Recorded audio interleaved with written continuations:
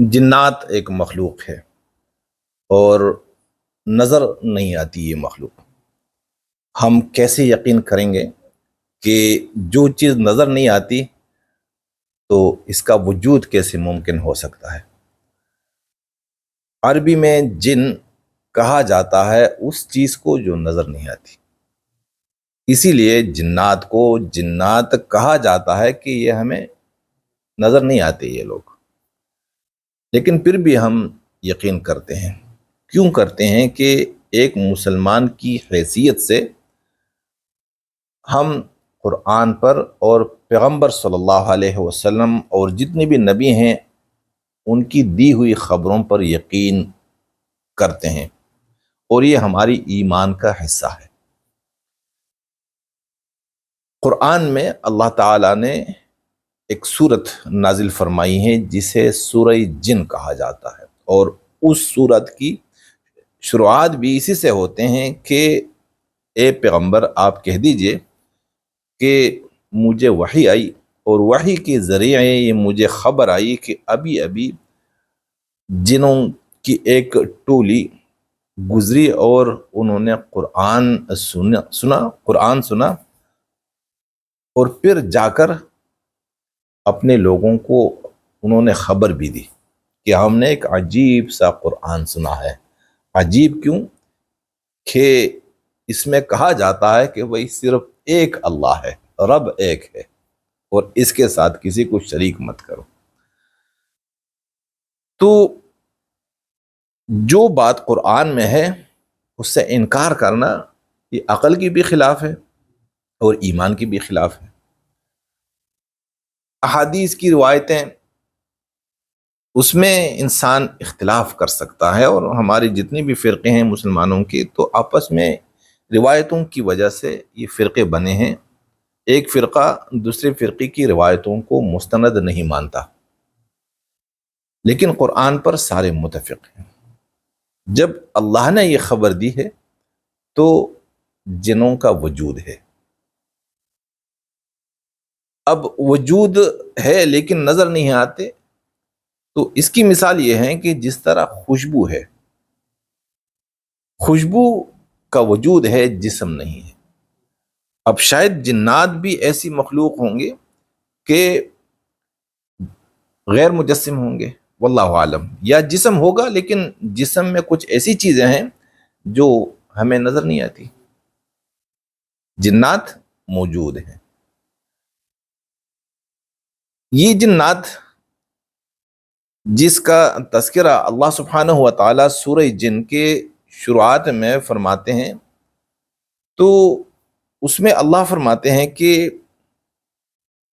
جنات، تفسیر میں ہے، تفاسیر میں، کہ جنات حضور پاک صلی اللہ علیہ وسلم کی بعثت سے پہلے یہ آسمانوں میں چڑھتے تھے اور وہاں سے غیب کی خبریں لاتے تھے، پھر اپنے لوگوں کو، یعنی ان جیسے جو لوگ ہوتے ہیں ان کو خبر دیتے تھے.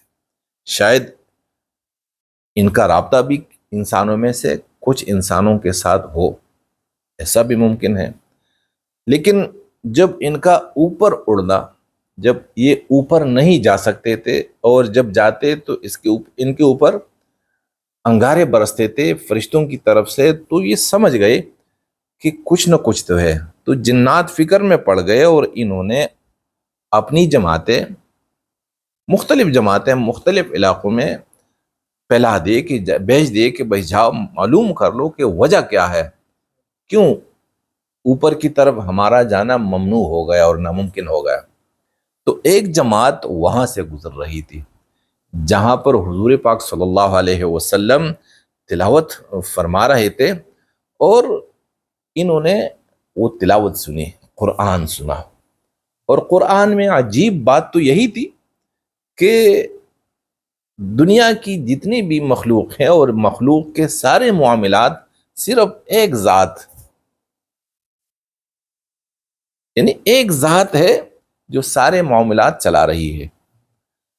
جبکہ قرآن سے پہلے پوری دنیا اور سارے انسان وہ شرک میں ڈوبے ہوئے تھے، اور ان کا یہ یقین تھا کہ بھائی اللہ تو اکیلے کوئی اس نظام کو ایک ہستی چلا نہیں سکتی، اس لیے انسانوں کا یقین مختلف چیزوں پر بن گیا تھا، اور یہاں پر اللہ کے نبی کچھ اور خبر لے کر آئے کہ نہیں، جتنے انسان جن چیزوں پر یقین رکھتے ہیں اور ان کو اپنا رب مانتے ہیں تو یہ سب جھوٹ ہیں، اصل میں اللہ وہ رب ہے سب کا، وہ اکیلا ہے، اور اس کی بیوی بھی نہیں، اس کے بچے بھی نہیں۔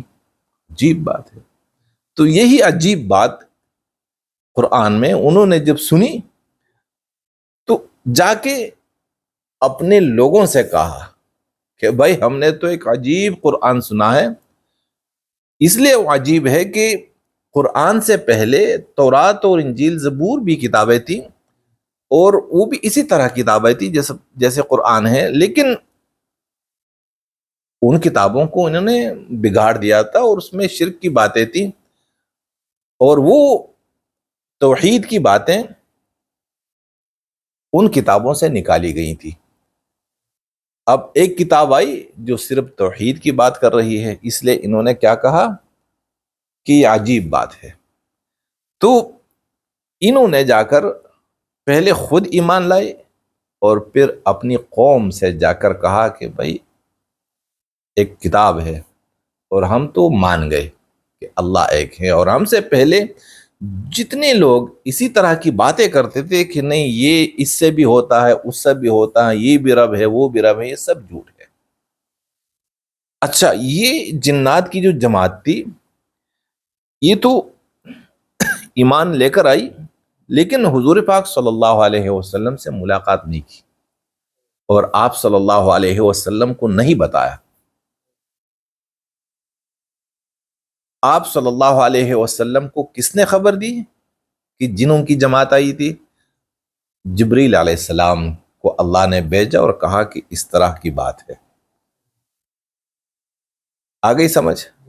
جنوں کی ملاقات حضور پاک صلی اللہ علیہ وسلم سے نہیں ہوئی، قرآن کی نظر میں، جو قرآن میں ہے۔